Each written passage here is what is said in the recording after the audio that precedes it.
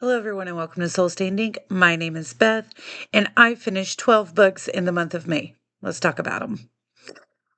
This is where I would normally cut and have my intro and all that, but my editing program is not letting me do anything. So let's just actually get into the books. Like I said, I finished 12 books in the month of May.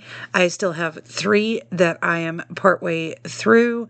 Out of those 12 books, 9 of them were middle grade.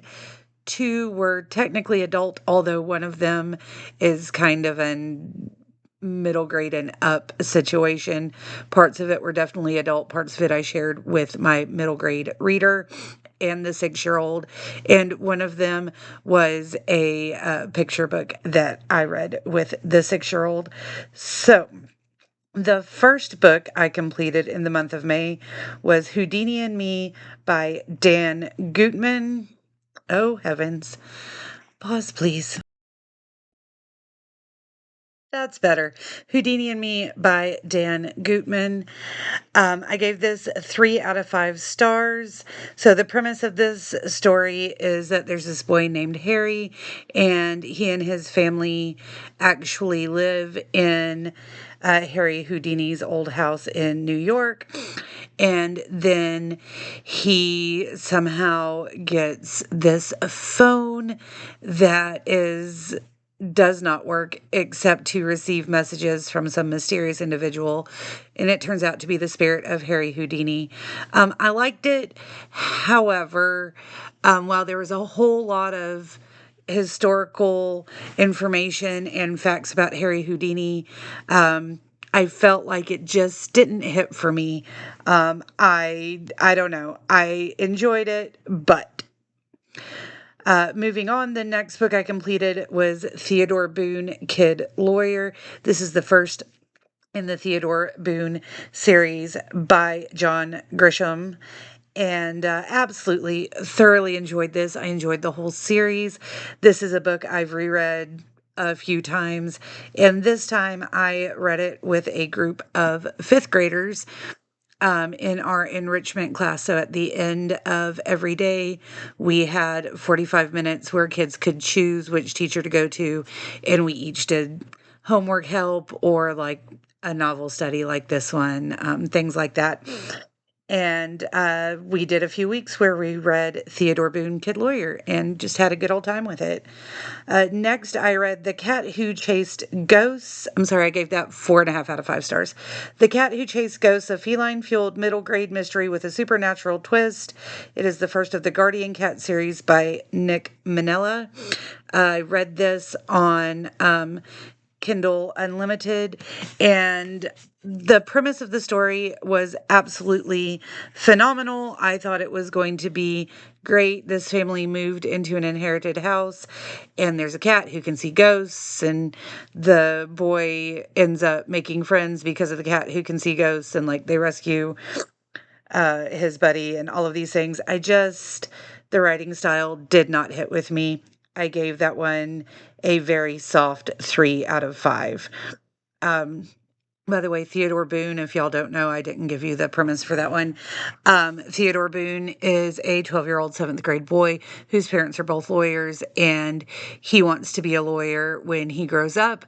And he already does some like lawyerly things for his friends. And there's a murder, and he ends up kind of in the thick of trying to figure out and prove who the murderer was. And there's a couple of really exciting, dangerous spots. It's a great book, and then the series just continues from there. Highly recommend that one. Moving on, next I read Lavender Clouds, comics about neurodivergence and mental health by Bex Allerton. This is the one that I said I shared parts of it with the kids. So it doesn't really count as a middle grade read. It is an adult read, but I thoroughly enjoyed it, and parts of it were acceptable for middle grades. I give it a 4 out of 5. The next book I read was, in fact, a middle grade read, and it was Unusual Chickens for the Exceptional Poultry Farmer, book 1 in the Unusual Chickens series by Kelly Jones with Katie Kath as illustrator. And this book was phenomenal. So the main character in Unusual Chickens is Sophie, and she and her family have relocated from Los Angeles to this farm that her great uncle owned and her father inherited. And she starts finding chickens, and these chickens can do really weird things. One of them turns invisible, one of them moves things with their minds. Somebody's trying to steal the chickens. And the whole story is told through letters that she's writing to her great uncle and her abuela, who have both passed away. Or no, yeah, her abuela. And then a letters she's sending to um, the lady who runs the place where her great uncle used to get chicken feed and chickens and things. It's a really, it's hilarious. It's fun. I really enjoyed it. Gave it a 4 out of 5. The next book that I completed was I Survived the American Revolution, 1776, by Lauren Tarshish. The I Survived series is absolutely phenomenal, and this is another one that we did as a novel study, this time in my actual ELA classes, cross curricular with social studies. And I think I actually completed the book 5 times. Um, but only counted it once. Otherwise, I would have much bigger count for me. I thoroughly enjoyed this book.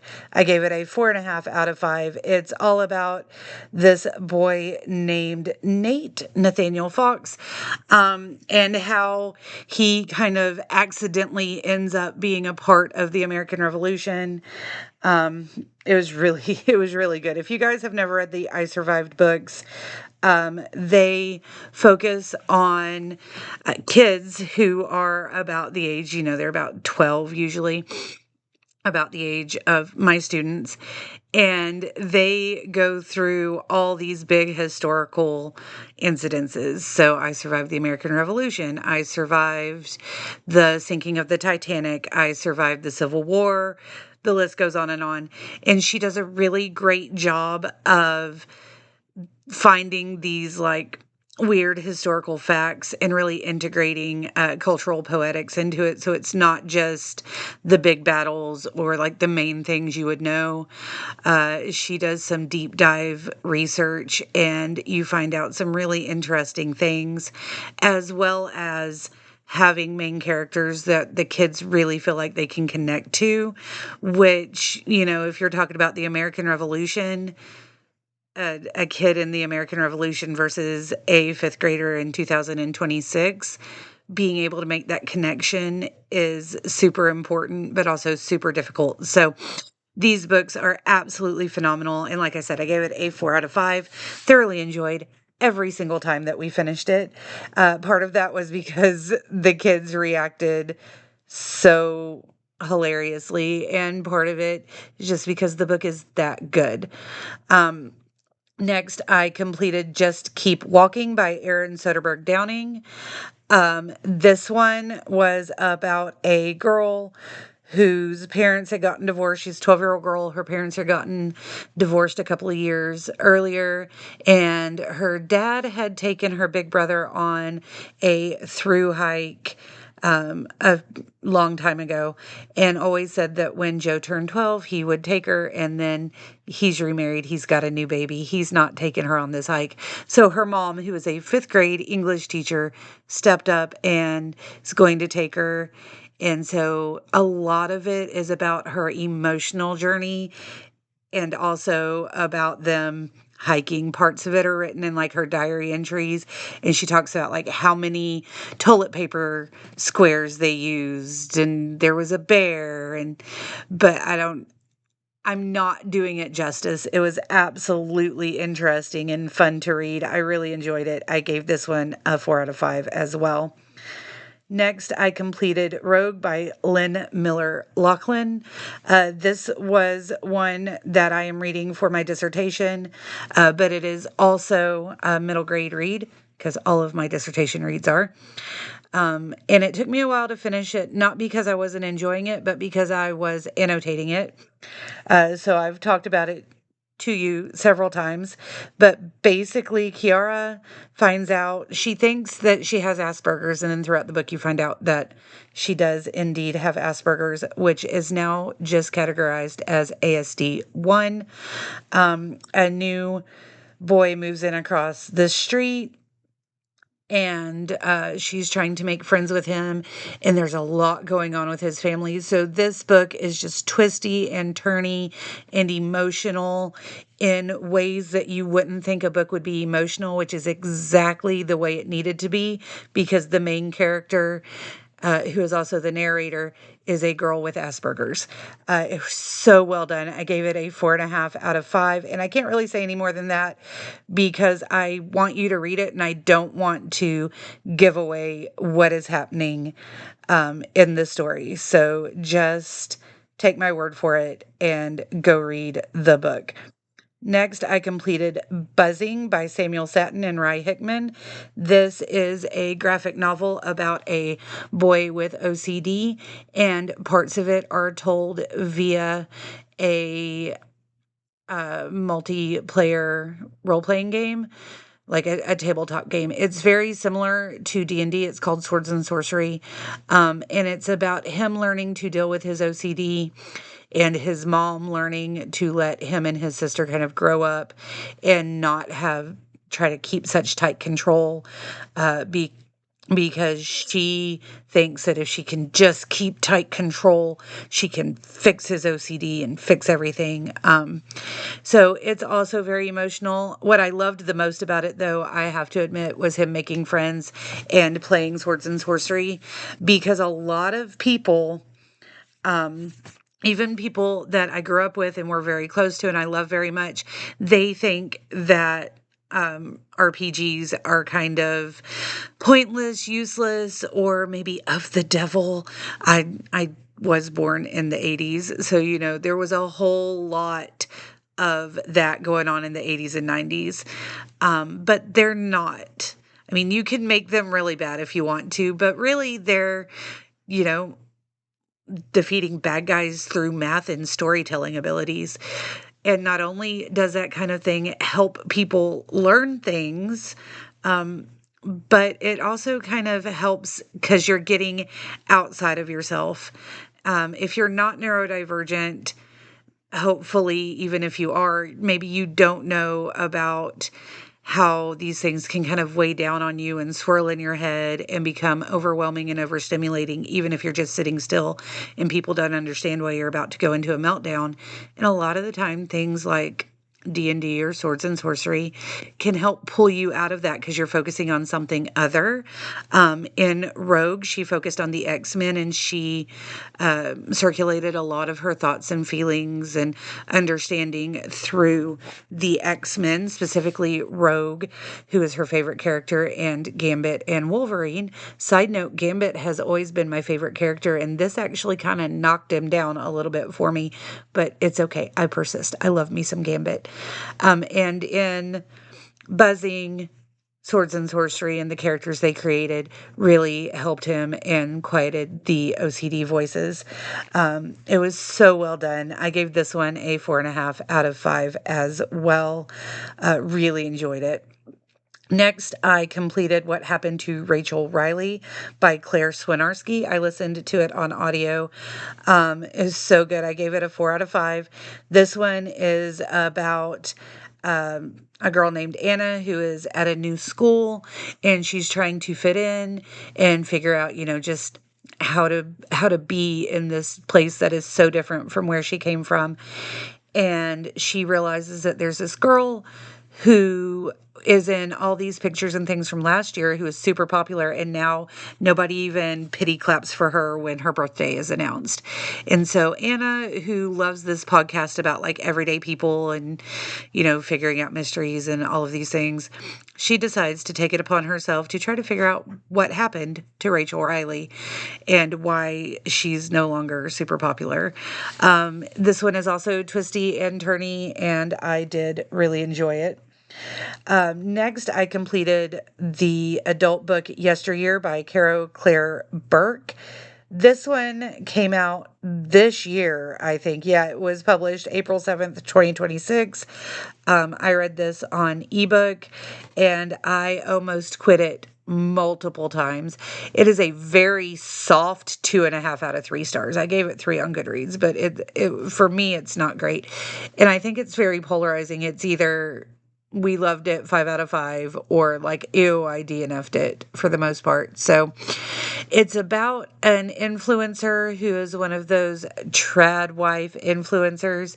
And when I read the premise, it was like this trad wife influencer finds herself transported back to, the Wild West, and she has to live life you know, like she's actually a trad wife, like she has to live the real life that she was pretending to live earlier or something like that.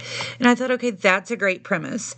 And then I just hated her from the get-go. She is a very unlikable narrator, on purpose. It's very purposefully done. But there was just nobody in the entire book that I actually liked. The ending is what bumped it up to a soft 2.5 instead of like a 1 star. But it was legitimately the very last 2 pages because the twist had me so mad I threw the phone and then I had to go grab it. So yeah, not great, but I don't want to, if you want to read it, I don't want to keep you from hitting that part and deciding for yourself. It just was not for me. So then the next thing I read with Melody, the last thing I read during the month was The Paper Crane by Molly Bang. Um, and this was an absolutely delightful little read. Gave it 4.5 out of 5 stars. It's a great book. We read it and then we watched the LeVar Burton Reading Rainbow episode where they read it and it was all animated and stuff. And she had a ball with it. Lots of fun.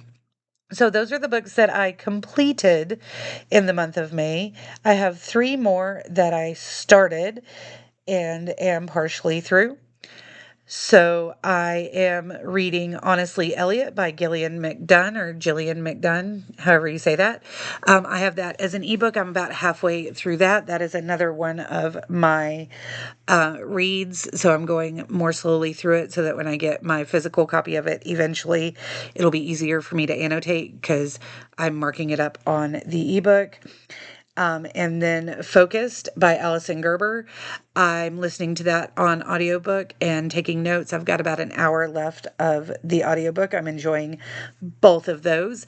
And then this was just a fun one I had on my shelf, Sir Fig Newton and the Science of Persistence by Sonia Thomas.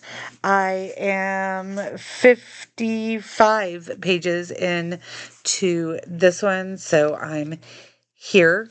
That was just a fun one I had on my shelf and thought I would pick up for middle grade May. And then the last week, especially this weekend, but the last week has been insane. So I didn't get super far into it, but I am enjoying that. And I will hopefully finish this and those other 2 within the next week. So that is all I have for you guys today. I'm sorry it's kind of a longer video, but I wanted to wrap up everything that I read in May. If you've read any of these, want to read any of these, want to chat about anything at all, come talk to me in the comment section down below. I hope you had a great month in May and that your June is even better. And until I talk to you again, stay safe out there, guys.